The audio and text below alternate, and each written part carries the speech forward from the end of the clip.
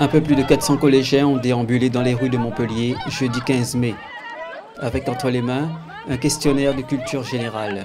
Il s'agissait en quelque sorte d'un cours d'éducation civique grandeur nature.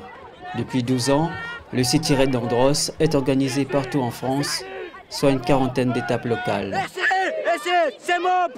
Cette année, cette manifestation culturelle et néanmoins sportive est programmée pour la première fois dans notre ville sous l'égide du Centre Loisirs Jeunes de la Police Nationale. Le but du jeu pour le CLJ a été de créer donc un parcours pour les enfants et donc de créer les contacts pour que les enfants aillent à la découverte des institutions dans la ville. On est allé à la rencontre des partenaires, on leur a présenté le projet et on leur a demandé donc d'ouvrir leurs portes sur cette journée du 15 mai, ouvrir leurs portes aux enfants pour leur découvrir ce qu'ils font au quotidien.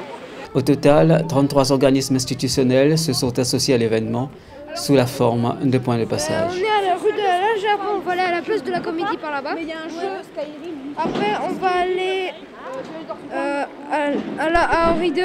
C'est pour rappeler de prendre le tram ou pas? 10 collèges étaient représentés. Ainsi, 70 équipes de 6 étaient formées. Ces élèves de 5e étant bien sûr encadrés par un accompagnateur. En 1992, un ancien policier du RAID, Bruno Pomar, crée l'association RAID Aventure Organisation. 10 ans plus tard, le premier City Raid est organisé à Corbeil-Essonnes. En 2005, Andros devient financeur et l'événement se développe dans toute la France. Première étape pour ces collégiens à la Fédération des aveugles avec leurs professeurs. Je trouvais que là, ils parlaient un petit peu trop entre eux, comme ça, individuellement. Mais je pense qu'à partir du moment où la première épreuve a démarré, là, je pense qu'il y a une effervescence qui va se créer, effectivement, de tenir compte aussi des autres, hein, de répondre ensemble aux questions ou se déplacer ensemble en ville. On doit chercher des allées ou des rues pour gagner le raid en fait. D'autres points de passage succéderont. Visite par exemple chez les pompiers. Tu vas relever le surplus, d'accord? Allez, roulez maintenant.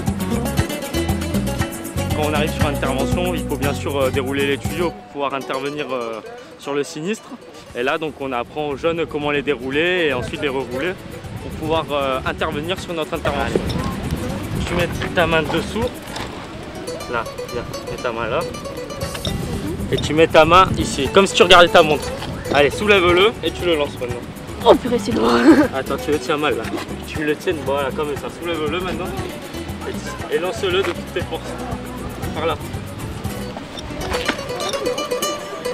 Départ pour une nouvelle destination avec un autre groupe. Ils vont se rendre au musée Fabre pour découvrir l'œuvre de Buren dans le hall de l'édifice.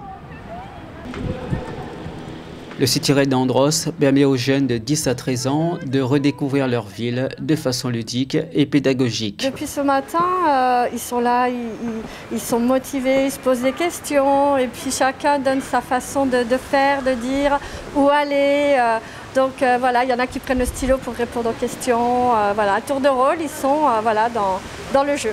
Je les connais bien, ces enfants, je les suis depuis la maternelle, donc du coup c'est bien, voilà. On voit vraiment l'évolution des enfants. Dans l'après-midi, retour définitif au Jardin du Pérou. Plusieurs activités étaient proposées pour faire patienter les jeunes jusqu'à la remise des prix. Et c'est sans doute Foule, le chien policier dressé pour retrouver des stupéfiants, qui a été l'objet d'une attention toute particulière. Allez, on danse, on a profité toute la journée là. Au terme de cette journée, les collèges Clémence Royer et Gérard Philippe ont été sélectionnés pour représenter Montpellier lors de la finale à Paris le 18 juin.